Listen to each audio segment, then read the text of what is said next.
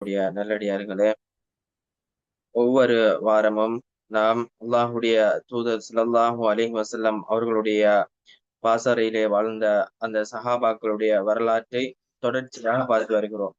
அந்த அடிப்படையில் இன்றைய தினம் உசாமா பின் ஸைத் ரலியல்லாஹு அன்ஹு அவர்களுடைய வரலாற்றை பார்க்கலாம் நினைக்கிறேன். அந்த அடிப்படையில் உசாமா பின் ஸைத் ரலியல்லாஹு அன்ஹு அவர்களுடைய முழு பெயரை நாம் பார்த்தோம் என்றால், உசாமா பின் ஸைத் பின் ஹாரிஸா என்று அவருடைய பெயர், அவருடைய தந்தையுடைய பெயர் போன்றவற்றை நாம் பார்க்கக்கூடியதாக இருக்கிறது. உசாமா ரலியல்லாஹு அன்ஹு அவர்கள் ரசூல் ஸல்லல்லாஹு அலைஹி வஸல்லம் அவர்கள் உசாமா ரலியல்லாஹு அன்ஹு அவர்களை மிகவும் நேசிக்கக்கூடிய ஒரு சஹாபியாக உசாமா ரலியல்லாஹு அன்ஹு அவர்கள் எண்ணிக்கிறார்கள்.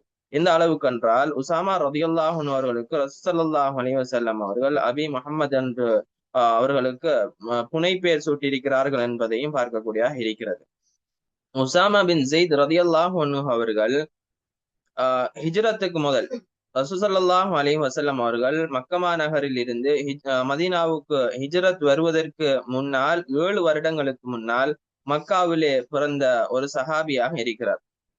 உசாமா ரலியல்லாஹு அன்ஹு அவருடைய வாழ்க்கை வரலாறுகளை நாம் பார்க்கின்ற போது, உசாமா ரலியல்லாஹு அன்ஹு அவர்கள் அவருடைய தந்தை தாய் இருவரும் ஆரம்பத்தில் அவர்கள் பிறப்பதற்கு முன்னாலே இஸ்லாத்தை ஏற்றுக்கொண்டவர்களில் உள்ளவர்களாக நாம் பார்க்கக்கூடியதாக இருக்கிறது.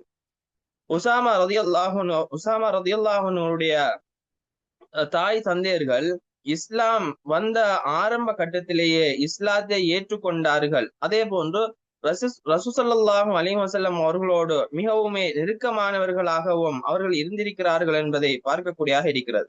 உசாமா ரலியல்லாஹு அன்ஹுடைய தந்தை என்பவர் ஸைத் இப்னு ஹாரிஸா என்றும், அவருடைய தாய் நாம் பார்த்தோம் என்றால் உம்மு ஐமன் என்றும் வரலாறுகள் அவருடைய தாய் தந்தையர்களுடைய பெயர்களை சொல்லுவதை பார்க்கக்கூடியதாக இருக்கிறது. உசாமா ரலியல்லாஹு அன்ஹு அவர்கள் ரசூல் ஸல்லல்லாஹு அலைஹி வஸல்லம் அவர்கள் உசாமா ரலியல்லாஹு அன்ஹு அவர்களை அவர்களுடைய சிறிய வயதிலே இருந்து அவர்களை பராமரித்து வந்திருக்கிறார்கள். உசாமா ரலியல்லாஹு அன்ஹு அவர்கள் அவருடைய அதிகமான காலத்தை ரசூல் ஸல்லல்லாஹு அலைஹி வஸல்லம் அவர்களோடு கழித்திருக்கிறார்கள் என்பதையும் பார்க்கக்கூடியதாக இருக்கிறது. ரசூல் ஸல்லல்லாஹு அலைஹி வஸல்லம் அவர்கள் உசாமா ரலியல்லாஹு அன்ஹு அவர்களை மிகவும் நேசிக்கக்கூடியவராக இருந்திருக்கிறார். எந்த அளவுக்கு என்றால், ஒரு முறை ரசூல் ஸல்லல்லாஹு அலைஹி வஸல்லம் அவர்கள் உசாமா ரலியல்லாஹு அன்ஹு அவர்களையும் ஹசன் ரலியல்லாஹு அன்ஹு அவர்களை பற்றியும் சொல்லுகின்ற போது அல்லாஹ்விடத்தில் அவர்கள் துஆ கேட்கிறார்கள். அல்லாஹும்ம இன்னி உஹிப்புஹுமா ஃபஅஹிப்புஹுமா. யா அல்லாஹ், நான் இந்த உசாமா ரலியல்லாஹு அன்ஹு அவர்களையும் ஹசன் ரலியல்லாஹு அன்ஹு அவர்களையும் நான் நேசிக்கிறேன், எனவே நீயும் அவர்களை நேசித்து விடுவாயாக என்று அல்லாஹ்விடத்தில் அவர்கள் துஆ கேட்டிருக்கிறார்கள் என்று உசாமா ரலியல்லாஹு அன்ஹு அவருடைய சிறப்பை நாம் பார்க்கக்கூடியதாக இருக்கிறது. அது மாத்திரமல்லாமல் உசாமா ரலியல்லாஹு அன்ஹு அவர்கள் அவருடைய சிறிய வயதிலேயே ஒரு ஆரோக்கியமானவராகவும் வீரம் நிறைந்த ஒரு சஹாபியாகவும் அதே போன்று நுட்பம் நிறைந்த ஒரு சஹாபியாகவும் இருந்திருக்கிறார்கள் என்பதை பார்க்கக்கூடியதாக இருக்கிறது. எந்த அளவுக்கு என்றால், ரசூல் ஸல்லல்லாஹு அலைஹி வஸல்லம் அவர்கள் ஷாமுக்கு வந்துட்டு படையெடுப்பு எடுக்கிற அந்த சந்தர்ப்பத்திலே உசாமா ரலியல்லாஹு அன்ஹு அவர்களை அந்த படையெடுப்புக்கு தலைவராக நியமிக்கிறார்கள். அந்த சந்தர்ப்பத்திலே உசாமா ரலியல்லாஹு அன்ஹு அவருடைய வயது என்பது 18 வயதாக இருக்கிறது. 18 வயதாக இருக்கின்ற போது அந்த படைக்கு தலைவராக ரசூல் ஸல்லல்லாஹு அலைஹி வஸல்லம் அவர்கள் உசாமா பின் ஸைத் ரலியல்லாஹு அன்ஹு அவர்களை நியமித்திருக்கிறார்கள் என்பதை பார்க்கக்கூடியதாக இருக்கிறது. எந்த அளவுக்கு என்றால், அந்த படையிலே மூத்த சஹாபாக்கள் ஹிஜ்ரத் வந்த மக்காவிலிருந்து மதீனாவுக்கு ஹிஜ்ரத் வந்த பெரிய சஹாபாக்கள் இருக்கிறார்கள். அதே போன்று அன்சாரிய தோழர்கள் இருக்கிறார்கள். அது மாத்திரமல்லாமல் அபூபக்கர் ரதி, உமர் ரதி போன்ற பெரிய சஹாபாக்கள் இருக்கின்ற சந்தர்ப்பத்திலும் 18 வயது நிறைந்த உசாமா பின் ஸைத் ரலியல்லாஹு அன்ஹு அவர்களை ரசூல் ஸல்லல்லாஹு அலைஹி வஸல்லம் அவர்கள் அந்த படைக்கு தலைவராக நியமிக்கிறார்கள் என்றால், உசாமா ரலியல்லாஹு அன்ஹு அவருடைய வீரத்தையும் அவர்களுடைய நுட்பத்தையும் நமக்கு எடுத்து காட்டக்கூடியதாக இருக்கிறது என்பதை பார்க்கக்கூடியதாக இருக்கிறது. ஆனால் அந்த படை ரசூல் ஸல்லல்லாஹு அலைஹி வஸல்லம் அவர்கள் உயிரோடு இருக்கின்ற போது அது செல்லவில்லை.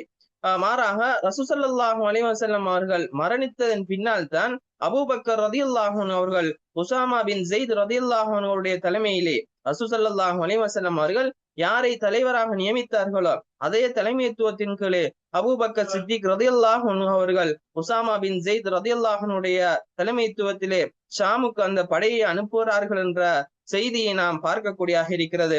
அதே போன்று உசாமா பின் ஜெயித் ரதியல்லாஹு அன்ஹு அவர்கள் முஆவியா ரதியல்லாஹு அன்ஹுடைய ஆட்சி காலத்திலே இறுதி பகுதியிலே அவர்கள் மரணிக்கின்றார்கள். அவர்கள் உசாமா பின் ஜெயித் ரதியல்லாஹு அன்ஹு அவர்கள் மரணிக்கின்ற போது ஹிஜ்ரி 54வது ஆண்டிலே அவர்கள் மரணிக்கிறார்கள். உசாமா பின் ஜெயித் ரதியல்லாஹு அன்ஹு அவர்கள் ஜன்னத்துல் பக்கி என்ற மதீனாவில் இருக்கின்ற மையவாடியிலே அவர்கள் நல்லடக்கம் செய்யப்படுகிறார்கள் என்று உசாமா பின் ஜெயித் ரதியல்லாஹு அன்ஹு அவருடைய வாழ்க்கை வரலாற்றை நாம் பார்க்கக்கூடியதாக இருக்கிறது. எல்லாம் வல்ல அல்லாஹு தஆலா நம் அனைவருக்கும் அருள் பாலிப்பானாக. வ ஆகிரு தஅவானா அனில் ஹம்துலில்லாஹி ரப்பில் ஆலமீன்.